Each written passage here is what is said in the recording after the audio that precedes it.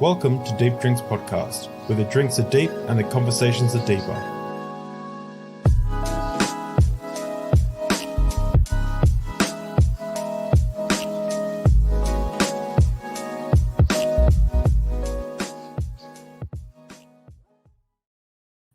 Welcome everyone to Deep Drinks Podcast. Today we have an awesome episode with someone who I've actually had requested from one of my good friends. His name is Tate Hoskins, and we're going to be learning about his story, his journey, finding out, discovering that he was gay in his early teen years, talking about it to a counselor, and then getting brought to have an exorcism. So we'll learn a lot about that. Before we get started, I want to quickly mention, as always, that we are trying really hard to get to 1,000 subscribers. When we get to 1,000 subscribers, we are going to be doing a charity stream. So if you like content like this, if you like conversations around religion, philosophy, science, sociology, life, then join up and subscribe. So we have a couple of interesting streams coming up. We have an interview with Oz again, and he's going to be releasing his album on Devil's Night, which is going to be good. And then we have a new way to have hard conversations with Reed Nicewonder, and that'll be a conversation about street epistemology. So that's going to be a really interesting one. We also have a few that aren't mentioned here. We have Biddy Buddha coming on soon to talk about how she is an atheist who still does tarot cards and things like that. She's really into that kind of spiritual stuff, but she doesn't necessarily believe it's true. She just kind of enjoys it. And then we also have Nidimus coming on, which is going to be awesome. He's going to be talking about cults because he was in one, he believes. Also, if you like podcasts, if you want to listen to this podcast on the way to work, we have links here to all the podcasts. If you just go to the links in the description, pod follow to Deep Drinks, it'll bring you to Apple podcasts, Spotify and everything. And of course, this episode will be there very shortly. So with that said, we don't have a lot of time with Tate. He's a busy man. He's got some clothing line possibly coming up. We might learn about that today. And I wanted to just jump straight into this interview. So Tate Hoskins is a TikToker, an LGBT advocate who went through an exorcism when his mom found out that he was gay. Tate has, drum roll, 1.3 million followers on TikTok and lots of followers on Twitch, and it's just, I think you might be the most popular guest that we've ever had on Deep Drinks. So with that said, I'd like to welcome the amazing, the awesome, the handsome, the beautiful man, Tate Hoskins. Howdy. I'm excited to have you, man. I'm excited. Thank you so much for coming on. This is amazing, and it's always nice to talk to a nice Southern boy who has manners, and it's good. That's me. Yeah. Lots of manners. So we're drinking. What are we drinking today? You've got a specific drink. Yeah. So normally I'm a White Claw kind of guy. I go for some little seltzer, but today I have this. It's Topo Chico. I don't know if this is a good brand or not, but I found it. It's pineapple, and I'm ready to drink a little bit. Oh, awesome! I've got the White Claw, the pineapple version as well. I love it. And yeah, this is good. I've never had one of these before. I only had one for the first time the other day, and so yeah, it's cool. What's your go-to drink? Well, normally I'm not much of a social drinker. So normally when I drink, it's at home with a bottle of scotch, playing video games by myself. So I like scotch. I like beer, but mainly scotch, depending on how things are. What about bourbon? But anyway, I like bourbon. Bourbon's okay. I've had a guest introduce me to bourbon actually. Dr. Josh, who's a cereologist, he came on and he wanted to drink bourbon, and that was good. It was Woodford Reserve is what we had. Nice. So Kentucky is the home of bourbon, so I always like to ask people their thoughts on it. Yeah. So you're from? Are you in Kentucky now? Yeah. Born and raised, very small town, very very small town my entire life. So I figured I would just stick it out here until I can, until I move on. Awesome. So what's everyone else drinking? I see someone, Nanalu, you have a hot chocolate. That's really cool. We have a P. Barnes. He's an Australian. 11 a.m. beer. That's the way. That's what you do in Australia. I always say it's socially acceptable for Australians to drink at 10 a.m. That's the only way I get away with this show. But I really did want to like get into your story because it's I'll link to later on. I'll link to your TikTok, but you went through a tremendous like experience. Can you tell us a little bit first of all about growing up gay in the South? Yeah, it's weird because, whenever it's your lived experience, it's hard to know how it is different from other folks. And I think for me, I always knew I was gay in school, but gay was a very unspoken thing down here where I live. Like, if you were gay, nobody talked about it. Nobody asked you, if you were an effeminate boy or maybe a girl that had more tomboyish, actions and everything, we just sort of kept quiet on it. We didn't really, it's like a don't ask, don't tell kind of thing. So as I got older, I realized, more and more that this is sort of an identity that I have and that I wasn't talking about with anybody. And, and being in the Bible Belt of the South, it's even more pressure. So yeah, it wasn't a pleasant experience. A lot of it was just a very unspoken experience until, it wasn't. Did you like try to hide it or anything like that? Or like, did you have like a phase where you're trying to like pray the gay away or trying to like, I guess, identify as straight or something? Yeah. I think a lot of folks do have that experience. I did not. I was the kid that was wearing I had this hat. That hat was had long, it looked like a big frilly scarf. So I was a kid that was like very proud to be different and very proud to wear things that I felt like were kind of indicative of who I was. So it wasn't like I was ever trying to put on a front. I think naturally I'd never really opened up about it to anybody, any friends or anything until I was a little older and kind of understood what it was and what that meant for me. But no, I didn't have the experience of like trying to suppress those feelings and those thoughts, even though that's a super common thing here. For me, I don't know what it was. I guess I just was too stuck in my ways. That's awesome. Did you so there's so many different questions and so many different avenues I have, but so at what age, I guess, did you start realizing that you like boys instead of girls? Or do you like girls? Are you bi or are you gay? No, I tell folks that,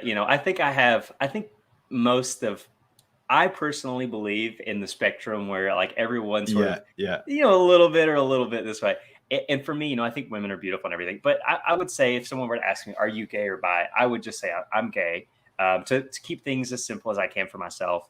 But what was the question? I guess no, I'm a little bit the same myself. I haven't had any food today. It's 10:30, so I'm already feeling this, which is funny. But let's say on the spectrum, where are you on that spectrum? Like, are you right to the like 99%? You just almost like pretty much as gay as you can be, or are you like, yeah?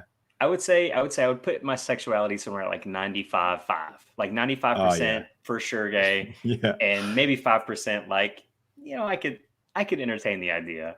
Yeah, I feel like being perfectly bi would be you'd have the best of both worlds, right? You have the world is your oyster. You got a smorgasbord of choice. Like, listen, I love our bi kings and queens and they thems out there. I love them. So yeah, sometimes I'm like, man, I wish I could flip the switch, but no. Yeah, I'm gay. Yeah. I always say, I've said a few times on this podcast that my wife and I are just going through IVF, and I always say, if our child ended up being straight, I'd still love them anyway. Like I've gone so far in that, I just seeing what my friend went through, and like everything they had to go through, like being gay and growing up in Australia in the 70s and 80s for him. It was so hard, and I think the more that we can do to accept, people, LGBT people and stuff, it's just like it's weird that we don't in a lot of ways. But luckily, I think that it's getting better. That's what at least it is in Australia anyway. Yeah, it is. So It is the climate of being gay and being a queer youth is changing, you know, and I think it's still far from perfect, but you know, it takes folks like you and I to have a platform that we give a voice mm, to those people. I think that's a really important part of, you know, of the coming out experience for our youth now. So I want to say thank you, you know, as a straight man who is, you know, giving your platform up to another creator who is LGBT. I think that's a really admirable thing. I think we should value oh, that thank you. a lot more. Thank you. I appreciate it. We talked about this before we went on, but before we went live, but like it was seeing my friend's experience, who was closeted for 45 years. He was the first guest on Deep Drinks podcast. To see him and what he went through, you know, being so torn about like his belief, his Christian beliefs. I met him in ministry college, believe it or not, when I was studying to be a youth pastor, and for him to be so conflicted about his beliefs and the way the church treated him when he did decide to eventually come out, it was just it was shocking to say the least. Heartbreaking. And it's, have you noticed too, this is just a random aside and it's already happening, the random drunken asides coming. Have you noticed that a lot of the time Christians will, and not to poo-poo Christians, I've got a lot of Christian friends, but they will think that somehow like gay marriage and stuff is persecution on them. Like somehow like they're being persecuted by like equal rights and things like that. It's a weird thing that I've noticed. Yeah, it is a really weird and a really common thing that I think that people and I'm gonna say, you know, I think in all fairness, I do think it is an issue for people on the left and people on the right. I think it's an issue for people who are Christian, people who are, you know, atheist or non-religious. I think the issue really just sort of it lands on the way that we perceive the world and when we feel like, you know, something that when we feel like our beliefs or the way that we live our lives is like being attacked, it's like we want to twist that into this really weird persecution complex, and it's weird, but it is very common and it's unfortunate. I really hate seeing, you know, my Christian friends and family say things like, "Oh, I love you. I just don't love your ways." It's like, do Yeah. you love me? Hate the Are saying you love this. sure you Yeah. love me? Yeah. Or do you love the idea of me? Imagine if you said, love the religious, hate the religion. Like they'd be Yeah, like, oh, yeah. yeah, It's the that's same. like it's so insulting. It really truly is. Yeah, because it's so tied to their identity, right? But I guess with being gay is, you know, religion is a choice, but being gay essentially isn't a choice, right? It's like an immutable characteristic. So it's like I would say it's way more offensive, I would say, to say that. I would agree Uh, with that. That is a really great way of putting it. I absolutely agree. yeah. So eventually though, like when you decided to go to a school counselor, can you tell us a little bit about that? Oh yeah. So here's where the story starts getting good, and there's a lot of details that I've not really shared online. So this is a lot of this will be stuff that folks who've probably seen or heard this story before won't know going into this. So I had a girlfriend at the time. Her name is Ooh. Taylor, and we've talked about, you know, me sharing my experience and everything. She is awesome now. She's an incredible young woman, and she's doing a lot of really awesome things out there. So shout out to you, Taylor. Uh, but you know, we were in a little relationship, you know, in the school relationship, puppy love type thing, and I think through her, I really understood what my sexuality was. You know, I think dating a girl really showed me everything that I didn't want. And I say that as, you know, with as much love as I can. Yeah. And so when I started realizing that, like, okay, I am not straight. I'm not into girls, and I don't like girls. Because before that, it was a matter of, okay, I know I like boys, but you Mm, know, do I like girls? Can I like girls? mm. And this experience was one of those things that really solidified that for me. So when I understood, okay, you are not straight, like you do not like girls, and this is just how it is. I started exploring a lot more of the identity that I'd sort of buried away before that. So I was watching a lot of YouTubers at the time. I don't know if you're really familiar with like the YouTube scene back in like 2010 or 12, I guess at this Yeah. point. Like Philip DeFranco, like and like Smosh and all that kind of Old, stuff. yeah, old Yeah. YouTube. Yeah, There was a yeah. YouTuber who has since transitioned into the beautiful Gigi Gorgeous. I'm sure that most of my followers know who that is. But Gigi at the time had a YouTube channel, and she had not transitioned yet, and so she had still been under the format of being a gay boy that wears makeup, and I really resonated with Gigi during that time in that era, because I felt like this was a thing that I wanted to do. You know, this was before the yes, this is Gigi, gorgeous, gorgeous, gorgeous Oh, woman, stunning, right? absolutely stunning. And this was really before like the the James Charles and Manny MUA and Jeffree Star era, where I mean Jeffrey, never, not important. This was before wearing makeup as a boy beauty influencer was a thing, and so Yeah. I started wearing makeup to school, and that was when it really started to hit the fan. So the breakup happened. I was like, okay, you know what? Now I don't have to pretend anymore. I'm just going to start doing this. So I would sneak into my mom's dresser, and she had her her little makeup bag, and I would take her makeup out and I would put it on before school. And she never really noticed. And then when she started noticing, she would like tell me to take it off. She would tell me to I can't wear that in public and da da da. And Was it like were you just putting on like a little bit of foundation, or were you like putting on like the full like drag kind of makeup, or like big I don't know the terminology very well, sorry, but like no, that's perfect. That's perfectly put. So I would wear like foundation. I had really bad skin and really bad acne as a youngin. So I would wear foundation and I would cover it up. And then sometimes I would go even a step further and I would wear like eyeliner or like mascara and lip gloss even sometimes. And so this perfect storm started happening where I'd broken up with my girlfriend, and of course when you're in school and you have a breakup, it's like drama and the kids are wanting to yeah, they're like, wow, he's really taking it hard. Yeah. there was this clique thing that was happening. So Taylor had this like group of people that were kind of bullying me, and then I was wearing makeup to school, and so the bullying kind of got even worse. And then my mom kind of found out, and so she was kind of like on like the bullying side of things. And I say that in such it's such a unique way of bullying. I don't know. You get it. If you have a parent that's expressed this concern for you, it feels like bullying. So I went to my school. I didn't have anyone else really to turn to.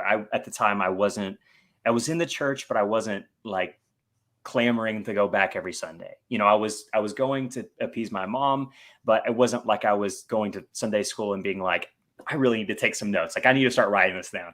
So I was just going to go.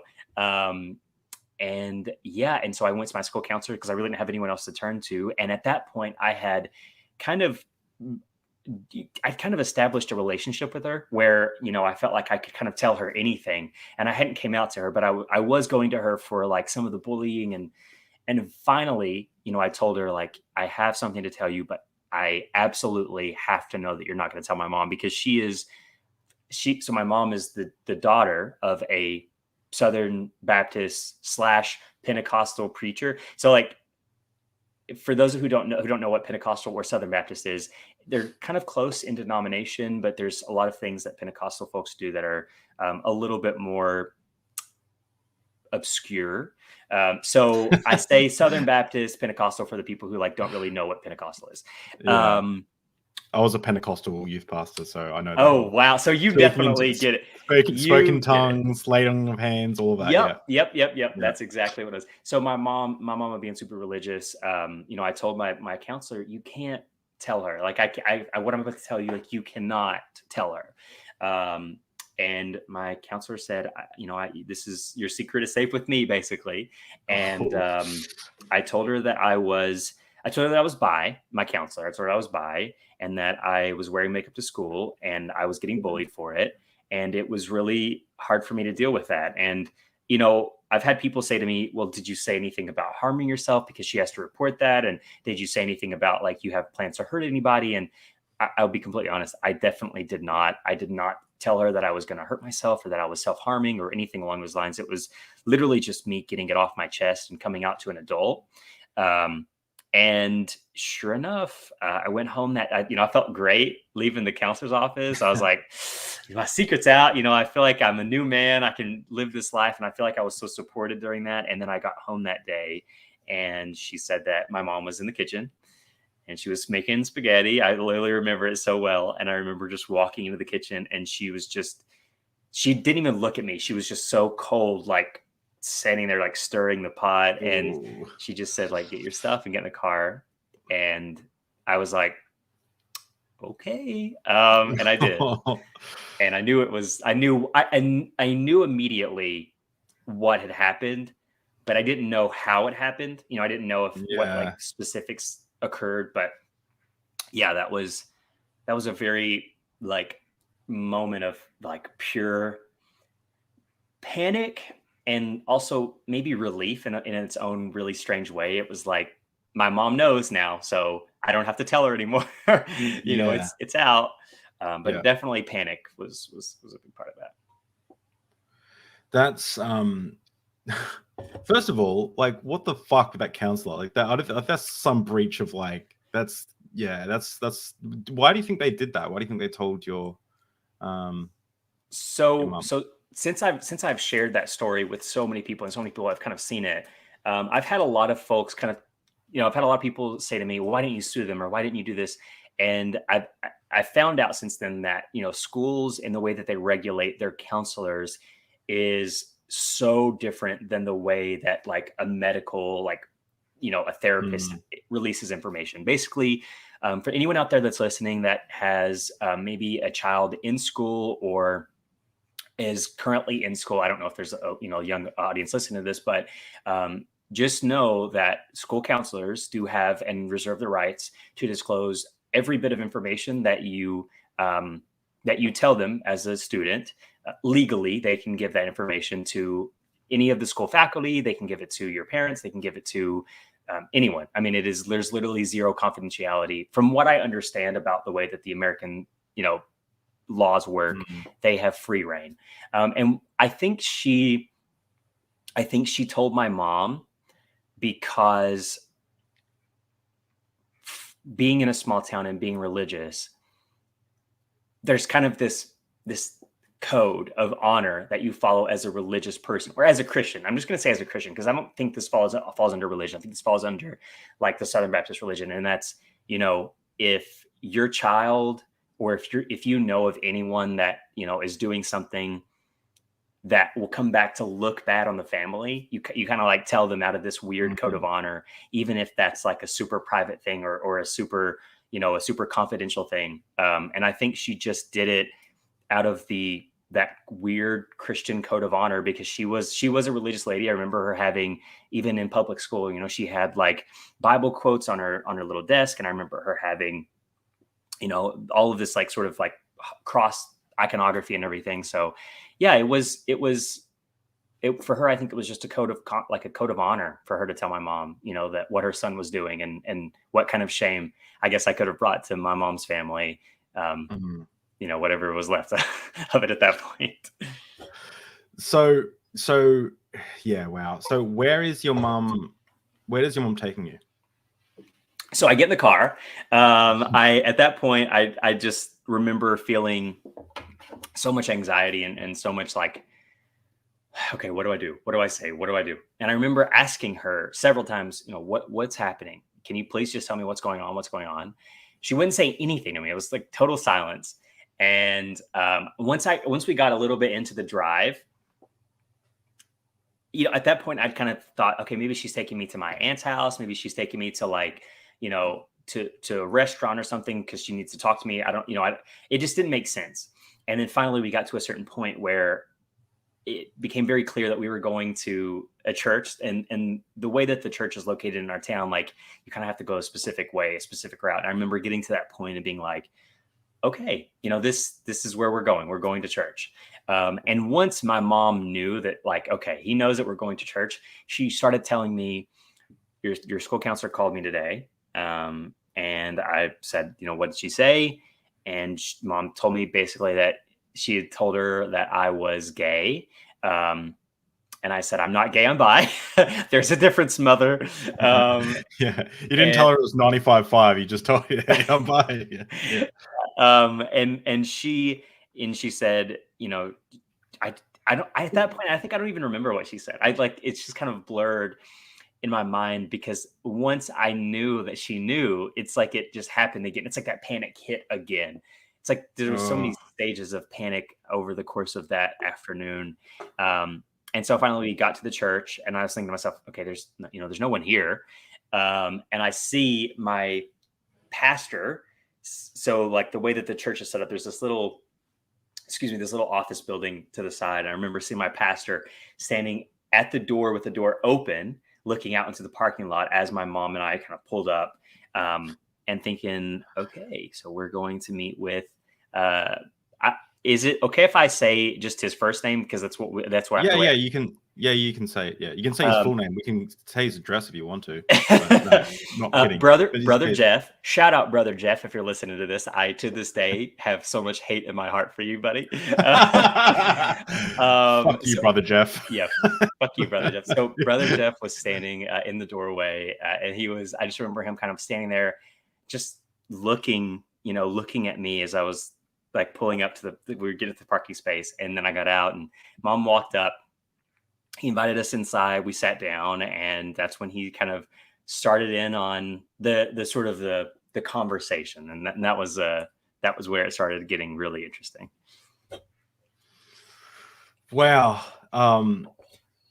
fucking Brother Jeff. It just I can't. I saw him the other day, I think at the gym, and I just know, I don't think he recognized me or remembers me, because I'm sure, he was a pastor. He dealt with so many people, but I remember seeing him, and just immediately those feelings of being a kid just started flooding back in, and it was really surreal. It must be like so traumatic to have that moment of like, hey, I'm out, I'm me, like, this is great day, and then the people you love the most, like your mother, and then you're brought to church, you're just told this is bad. It must be such a conflicting feeling. It was. And I think the thing that really, kind of hurt. So just to get into the conversation a little bit. So what Brother Jeff started talking to me about. So we sat down, and my mom was to the left of me, kind of on this like side couch. And then I was sitting on, it's sort of like in a desk situation where I was sitting up at the front of the desk, and he was sitting behind his desk.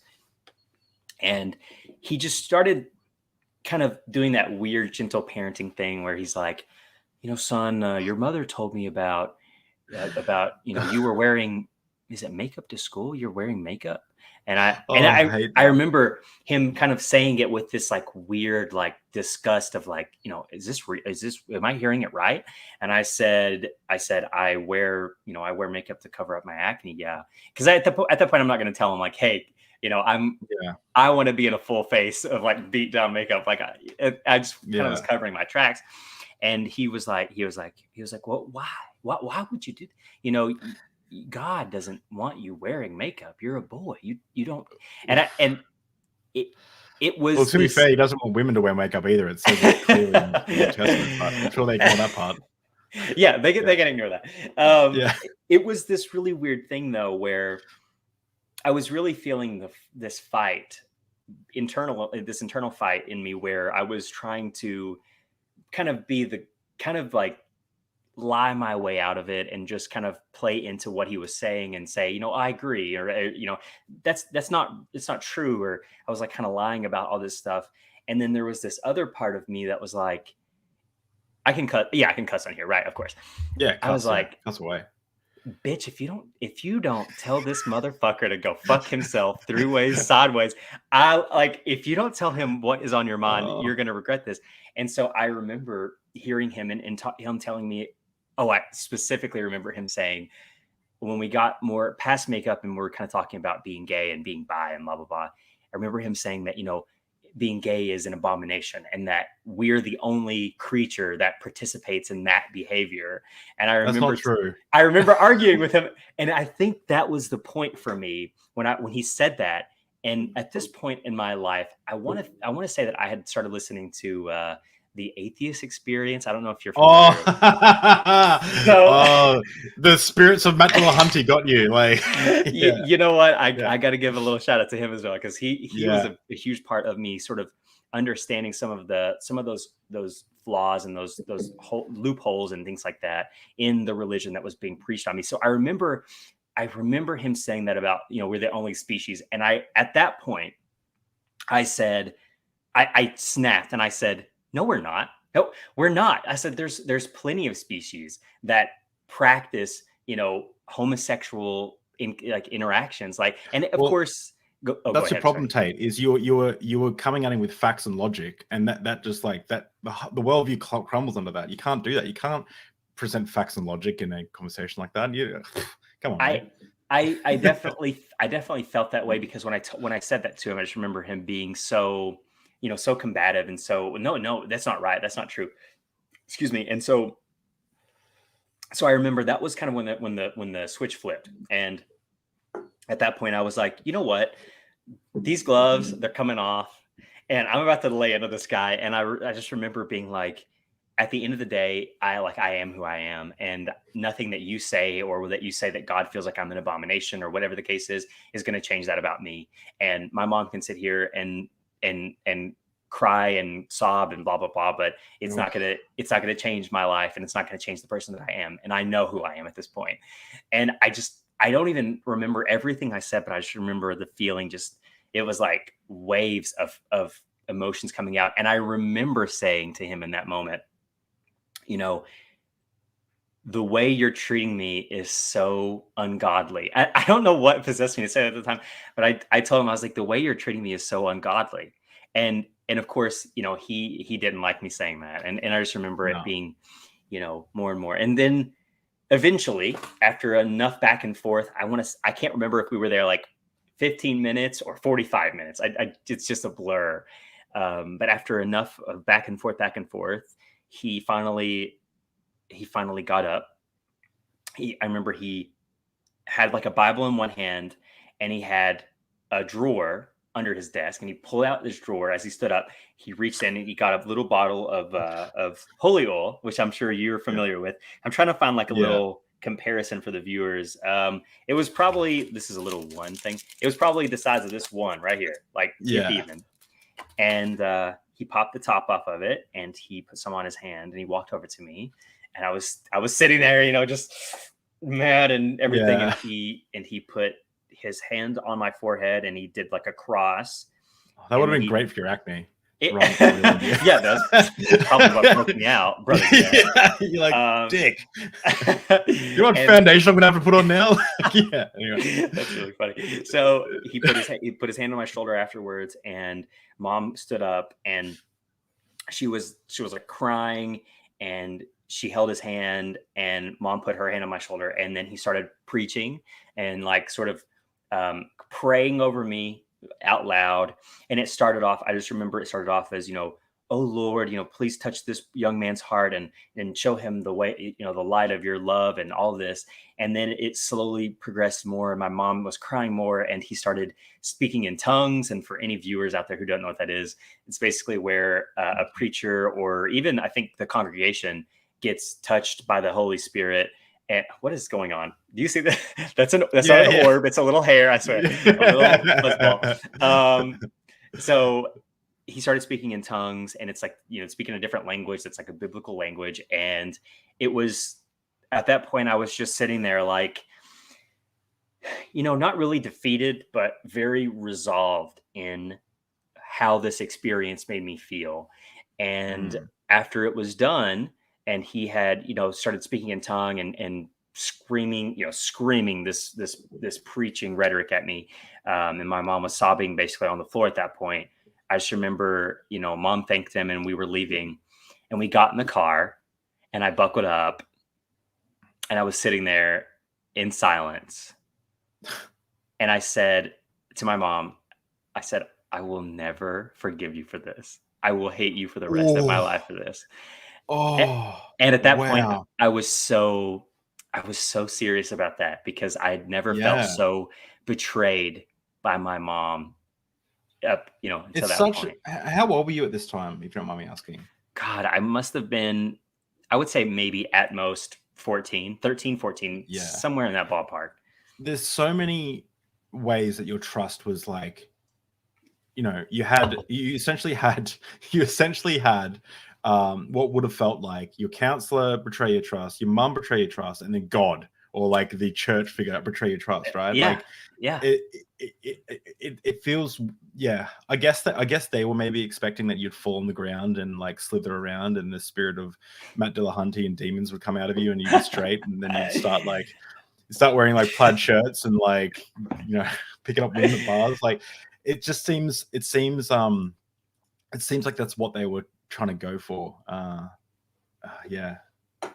That's it's funny how not to talk about me too much, but like it's funny how like they think that that's like a lot of times Christians think that that's like a thing. Like I've been in debates on TikTok where I think I was making too much sense, and it bothered them so much that they called in this like person who came on and just started preaching and prophesying and praying over me, and they got annoyed that I wasn't listening. So then I sat there for 15 minutes as this guy was like, "The power of God come down to David," and I'm just like watching. This is on TikTok, and I'm just like watching, just like, okay, like, and then like at the end they were upset that I didn't have this like huge like powerful like demon like alien thing come out of my mouth. Like it's like it's so awkward at the end. You kind of like, okay, like, can I go now? Like it's very strange. Yeah, it is. It's a very strange culture, and it's a strange, I don't take pride, or I don't set out to criticize, my Christian viewers, my Christian fans, or family or friends, even for that matter. Yeah. I think one thing that happens is that when I start sharing my experience with people, there's this discomfort that happens because they feel like I'm blaming them, or I'm blaming, their belief. And it's not that, it's that I'm just telling them who is responsible for the things that happen to me. And I think that's a really uncomfortable thing for a lot of people who do identify and align with that Christian sort of ideology. Yeah. They struggle with that, I think. Yeah, and there's some like one of my Megan Lewis, Dr. Josh's wife. She's a Christian, but she's cool. Like she's queer as well. She's a Christian, like, but she doesn't accept like the Bible as inerrant and things like that, because she's an Assyriologist, so she knows the history. But not all Christians are like that, and I think that in some way, a lot of these people, even that piece of shit brother Jeff, is probably a victim of his circumstances in regards to he was probably taught that when he grew up and stuff. It's like we said before, love the religious, hate the religion. I'm just kidding. It's hard because sometimes I hate it, but I do feel that way because I just have had so many traumatic experiences with it, and it's to a point where it's like, how many times can you forgive, a note or an idea? How many times can you forgive people that claim that this is a great thing and then has hurt me time and time again? But it's just because how life is. Yeah. So we've only got a little bit of time left. So I want to kind of jump into some questions. If we have some questions from people have some questions, just at Deep Drinks Podcast in the questions, and we can get to them. But I have a few questions myself.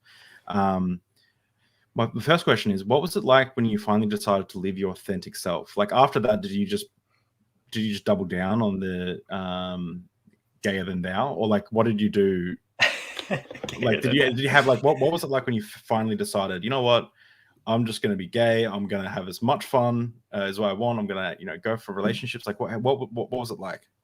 Yeah, I think for me it was double down. I really I didn't really think about it until just now, but after I was outed to my mom, who was really the only person at the time that I cared. With me in school, it wasn't really a secret once me and my ex-girlfriend, my girlfriend at the time, broke up, that when I started wearing makeup that I was gay. It wasn't like at that point, it was just sort of very known. And I didn't care if the teachers knew. I didn't care if the students knew. I didn't care if, whoever knew, but I did care that my mom knew. And so I kept it kind of in this bag, right? I didn't put it on social media. I didn't put it on anywhere.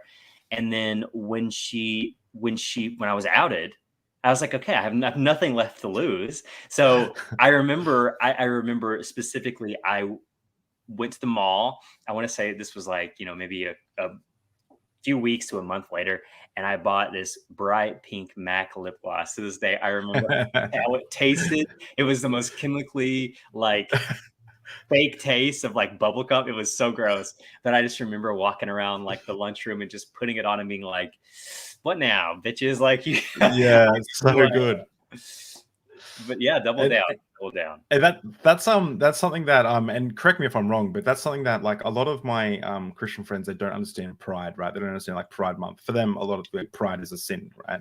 Even Jordan Peterson tweeted something out like or that, or Ben Shapiro or someone, one of those conservative peeps. But I think what they don't understand is there's like a lot of the time for the LGBT community, they're so you guys like you have to like hide from yourself. That when you finally decide to come out, it's like, you know what? Like, I'm going to go to the other extreme. I'm going to like be proud of who I am. I'm not going to hide. And part of that action of like, being your authentic self and like going to an extreme is actually therapeutic in a way. It's if there was no such thing as homophobia, even internal homophobia, you probably wouldn't need pride, right? Probably like pride parades and stuff, because it's just like you're just happy with like how you are.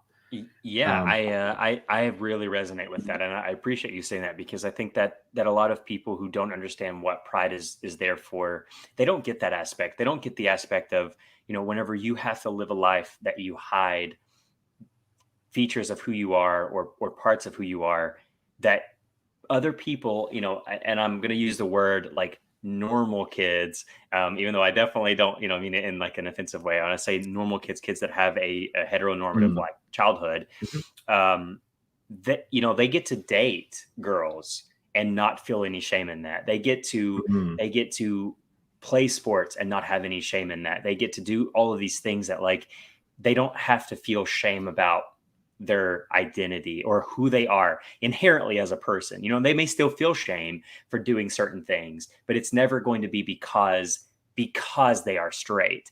And I think mm, for me, when I was feeling so much shame about all of these things about myself, and I think most people that understand what I'm saying right now felt that way. And when you get to the point where you don't feel you're like, okay, I'm not going to feel shame about this anymore, I'm going to embrace it. You do have to wave a flag to say, this is who I am and this is why I am this way. And yeah, so I definitely think a lot of people have this really big grudge against pride, and they don't mm. understand that it's literally a core part of our experience as a human being is feeling shame. And we don't want to do that anymore. Mm. Exactly. This is off the cuff. If you don't want to talk about this, just say it. But I have to know, and hopefully you've had enough drinks to. This is a normal question. But when you first started like engaging in sexual activities with guys, did you feel a sense of guilt, or were you just like, yes, I'm living my best life? So I am definitely a little bit of a late bloomer. It's funny because I do sex work online, and I do have a platform where I really embrace that like energy about myself and bring that to the table. But I don't have a very extensive sexual like history, and I think a lot of people are really shocked by that. But I didn't really have any boyfriends or like any like encounters that I think a lot of people do. Through their younger years. I didn't really date. I had, I think, like a boyfriend, but it was a very like friendshipy type thing, and we didn't really, engage in anything. So I never really had the opportunity to process those feelings. And then finally, I got into my first real relationship, which ended up being my long-term relationship of 7 years. And yeah, I never felt any shame or guilt from that. Because at that point I had just grown up so much that I was just who I was, and it wasn't like Mhm. something that I had any struggles with it by that point that I had kind of gotten into that relationship. Mm. My wife and I waited till we were married to have sex for the first time, and Wow. yeah, we're religious. We try to do it right. We kind of did other stuff, but we never had like full sex, I guess you could say. But I still feel guilt sometimes when we have sex, and I think that's got to do with like the purity culture that I was brought up with in church. Every man's battle, the differentiation between lust and making love and things like that. So it's something I'm still continuing to work on, and we might be doing a panel here shortly on purity culture, where we'll be talking about it with a bunch of peeps and how that kind of can fuck people up. But Yeah, it really can. I got to stop swearing so much. I swear a lot, but it's fine. But it's just like I'm swearing a lot. So have some questions. How's your awesome. relationship with your mum now? Oh, that is an awesome question, and I think I see it's from our good friend Joey. Much love to you, Joey. He's a huge follower and a huge supporter of mine, and I want you to know I just love Hey, so much Joey. So my relationship with my mom now is actually really, really, really good. She has came leaps and bounds from that time of ignorance, and I want to say that that's a big part of her own growth. And I do have to say, you know, if you're out there and you're struggling right now with a parent or a sibling or a friend even that doesn't understand you or isn't accepting you because they have religious feelings about your lifestyle, Oh. just know I have to mention that, like, Haley Brooke, who is a TikToker, who same story. She it's like she was outed by, like, her family rejected her a lot for being gay. But I said to her, I was like, when do you choose the gay lifestyle? And it's like, that was the joke, right? Like, the joke is it is a lifestyle anyway. So keep going. That's a really good story though. But you know, whenever you have those friends or those family that like aren't accepting you, just know that it's not a forever thing, and it doesn't have to be a forever thing. That people can grow and people can learn, and it comes down to how much they do love you and care about you. If they're willing to put those beliefs, you know, aside long enough to hear you out, and I just want to say that there is hope. If my mom can come around and learn to accept and love me, and not only love and accept me back then, but now she is literally my biggest fan, and she knows about my platforms online, my sex work that I do and everything. And she is such a supporter. And if my mom can do it, you know, anyone can do it. So just keep in there. I was doing research on you, and I mentioned this before, but I was doing research and I was like, oh yeah, I was like, Tate Hoskins, and I went onto your Twitter. I was like, oh, okay, there's a lot of not for safe work stuff here. And I was like, but to be fair, it looks like you're having a great time. So if you're into Tate, yes, you want to see a bit of naked Tatey, that's a weird thing. I just said, but yeah, go check out his Twitter as well. Naked Tatey. I'm gonna have to. I'm definitely stealing that one. Naked Tatey is gonna be I apologize. I apologize. The alcohol. I love it. What advice would you give to your younger self? That's a hard one. That's such a hard one. I would tell my younger self to listen more and stop listening to respond. I am a big advocate for people listening to the opinions of other people and listening to the perspective of other people, even if you don't like what they're saying or how they're saying it. It's always important to understand the bridge that they are coming from. And I would tell my younger self, you know, I know that you are hard-headed and you are set in your ways, but it's so important that you take a moment to listen and hear people out, everywhere, and you will get a lot farther in your young life by actually sitting back and opening your ears and, you know, shutting your little mouth and not talking so much.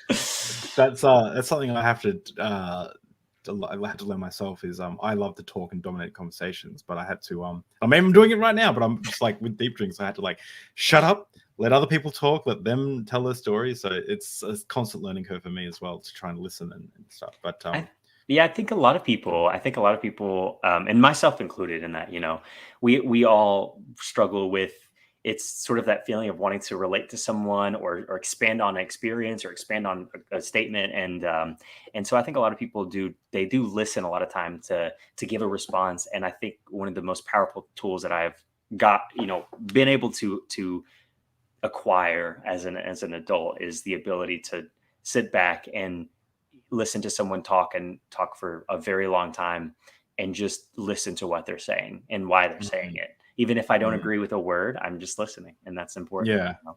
Yeah, exactly. What advice would you give to a younger person who is having a conflict with their faith/culture and sexual identity? Yeah, it's sad because it's so common, and I see that a Mm, lot in my comments and my messages from people who say, I grew up in a religious family, and I feel like now I'm an outcast. I've even talked to guys romantically before that have kind of gone through that.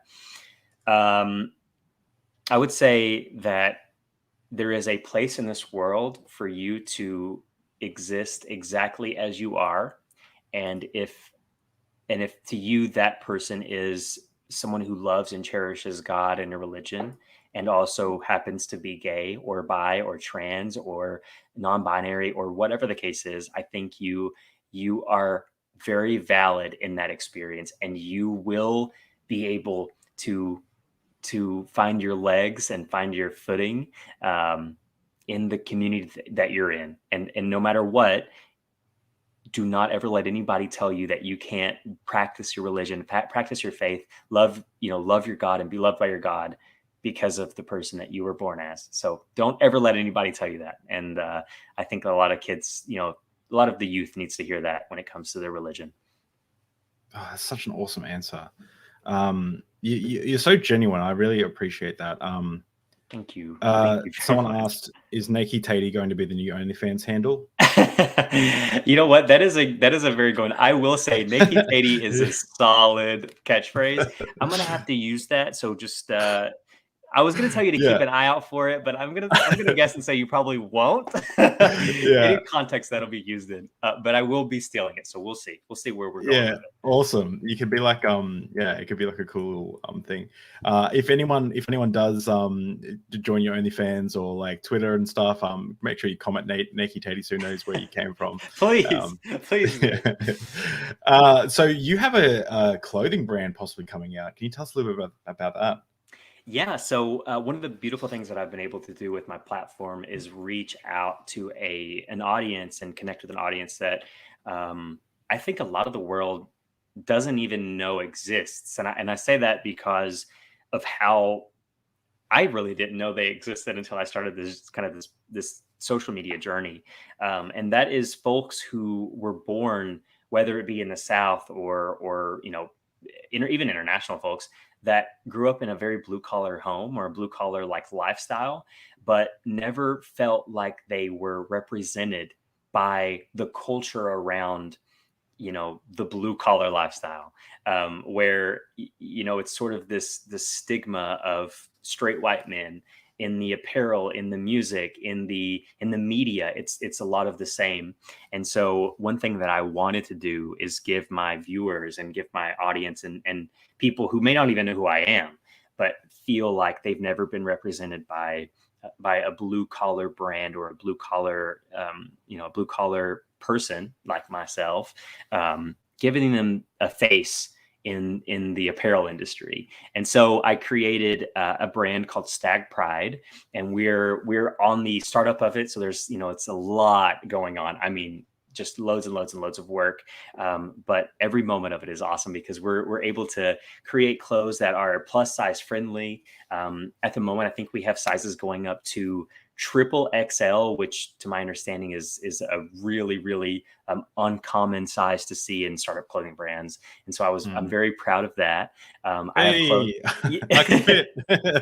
I love it because a lot of folks say that because of my size or because of my body, I don't really shop for myself, or I don't really buy clothes for myself because I don't really feel comfortable in them. And one of the things that I want this brand to do is to make everybody feel represented and comfortable and sexy and confident. And so whether you are trans or a person of color or a plus size individual, you have a place in with me on my platforms, and you have a place in all of my projects and all of my work that I do. And this clothing brand is definitely a reflection of that. So I'm excited to get it out there for people. Bronson says, Stag Pride. Thank you so much. I love it. I love it. I love it. I love it. I'll have to get some stuff sent to Australia and buy some stuff from you because yeah, it's exciting. I'll have to promote it again.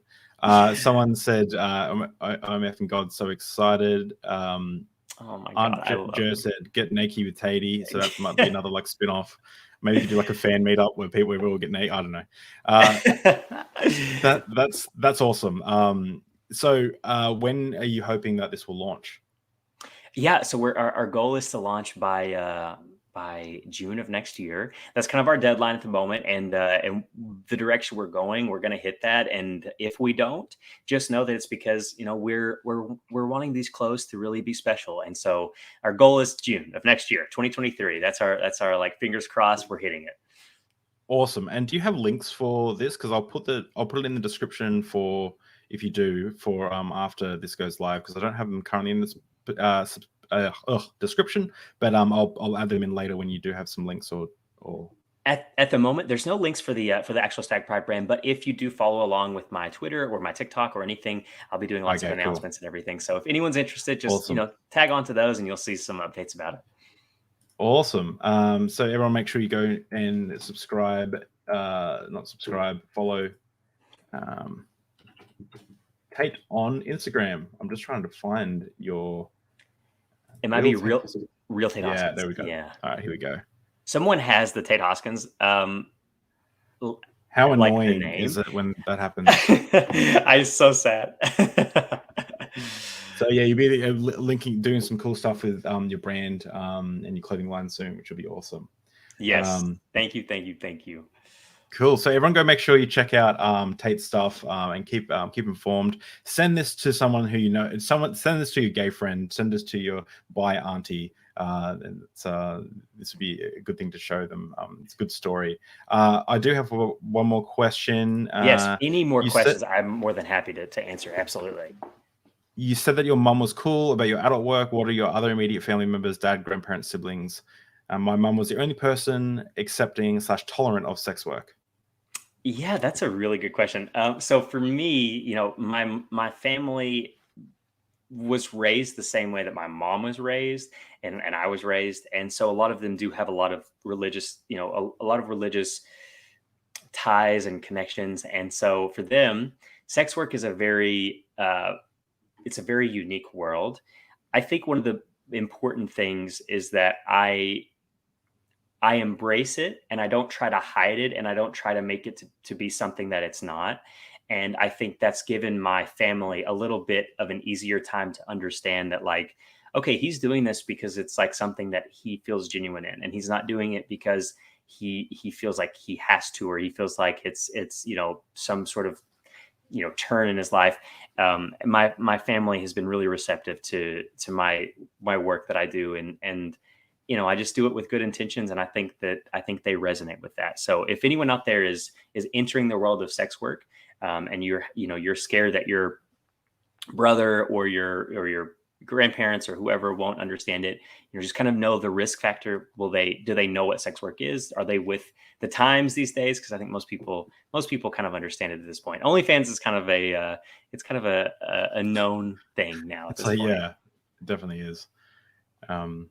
I've noticed a huge shift in too, where for the longest time, women weren't seen to have like a sexuality for the longest time. Like it was like where I've really appreciated that women are seen to be just as deviant as men sometimes, because like something that I noticed in purity culture is that the women were seen to like always cover up, because you're never going to you're going to make a man stumble, and we were taught like, you're a predator, you will rape people if you don't it's crazy, but it's true. It really is true. It is true, where it's like I get it, like that's offensive and it's wrong, but it's like it's also offensive in that like women can be like sick, twisted, like lustful, people as well. Like why can't they also? Anyway, so it's cool to see. I mean, there's obviously some issues with overindulging in viewing sex work, or becoming addicted to sex and things like that. But I think that it's cool to see like a healthy perspective that people are having, where people are watching porn in relationships together, or people just view it as like something you might watch. You might watch something online and then move on with your day. Like it seems to be like a lot more of a balanced approach that's in the ethos, at least among my peers. Yeah, I think a big part of that is the culture around normalizing human sexuality. I think we've treated sexuality as this sort of taboo thing for so long, and I think with a lot of folks, we've kind of grown to understand that, like, being asexual creature on this earth is like, it's very normal. Like that's everything we see. We look around you, everything is always having sex. I mean, literally, it's the oldest thing in history. So yeah, I think it's the culture that we're kind of coming into and everything. And I think it's I think it's, as long as there's an understanding of what you're looking at, I think it can be a really awesome thing for people out there to have an avenue to explore. Yeah, exactly. P. Barnes asked, thoughts on the impact of the midterms. There have been some pretty horrific legislation in the past years from Florida.